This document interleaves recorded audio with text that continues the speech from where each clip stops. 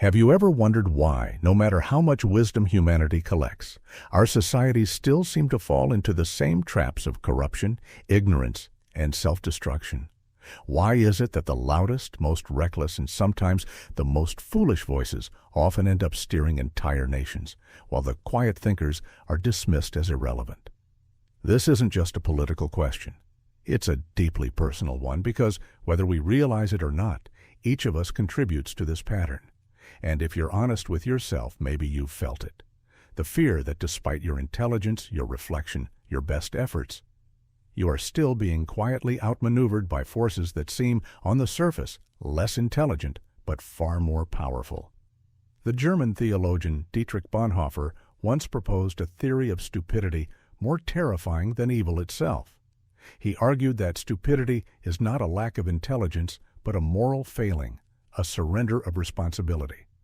Unlike evil, which can be confronted and resisted, stupidity thrives because it is passive, collective, and worst of all, invisible to those caught in its grip. Bonhoeffer's haunting insight was that stupid people aren't aware of their stupidity. They believe themselves to be right, noble even, and that makes them dangerous. Think about it. When was the last time you argued with someone who was convinced of their own righteousness, despite being catastrophically wrong? Did you notice how logic, evidence, or reason didn't matter? It felt like shadowboxing against a void. Every fact you threw at them disappeared into nothingness. That's the terrifying thing. Stupidity is not an absence of knowledge, but a shield against it. And yet, if we look through history, foolishness has not just survived, it has thrived.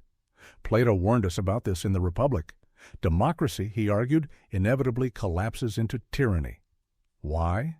Because when everyone has equal power without equal wisdom, the voices that flatter the crowd, that tell people what they want to hear, always rise above the voices of truth. It's easier to seduce with illusions than to teach hard realities. Take Machiavelli's warning in The Prince. Rulers don't stay in power by being virtuous. They survive by manipulation, by appearing strong, by appealing to the fears and desires of the masses. The result is a paradox.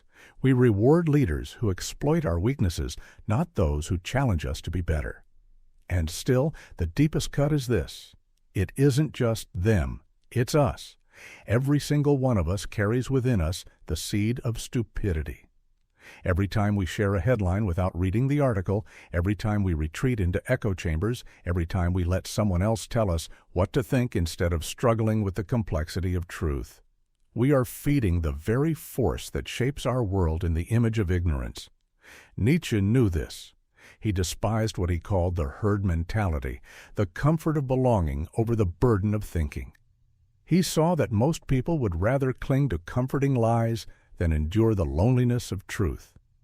And perhaps you feel that too, that inner conflict between the safety of going along with everyone else and the brutal clarity of standing apart.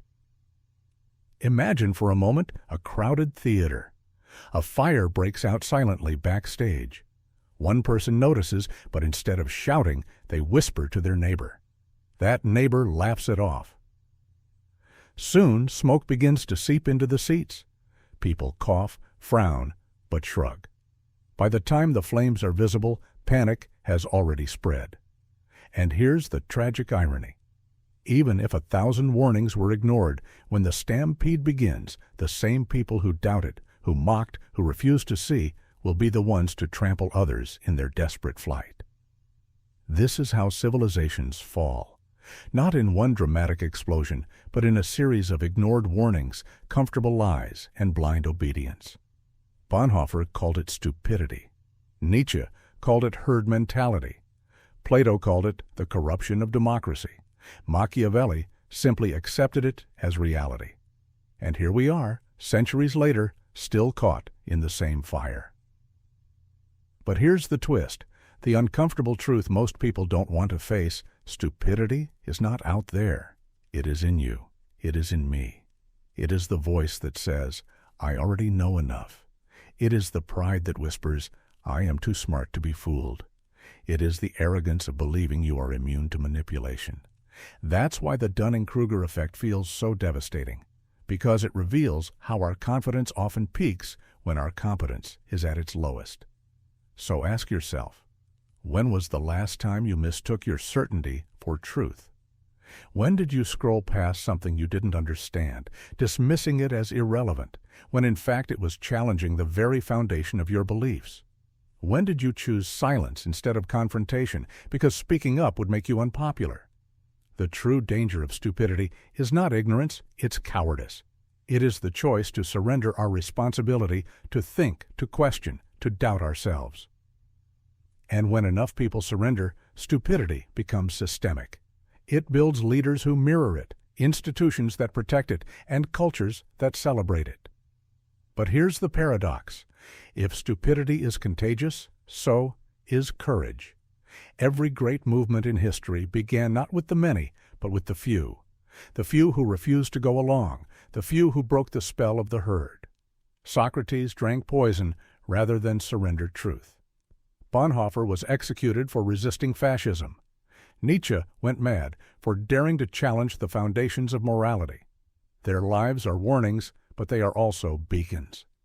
Maybe this is the choice before us today, not between intelligence and stupidity, but between responsibility and surrender. Intelligence can fail, knowledge can be twisted, but responsibility, choosing to see, to act, to resist, that is where freedom begins. And maybe the reason foolishness rules the world is not because it is stronger, but because too many wise people stay silent. Because those who see clearly convince themselves their voice doesn't matter. And in that silence, stupidity thrives. So I leave you with this. The next time you feel powerless against the noise, remember that stupidity wins only when wisdom retreats. The question is not, why are they so foolish? The question is, why am I so quiet? Because in the end, civilizations don't fall because of the ignorance of the masses. They fall because of the silence of those who knew better. And maybe, just maybe, the most radical act you can commit in this world is not to be intelligent, but to refuse to surrender your responsibility to think.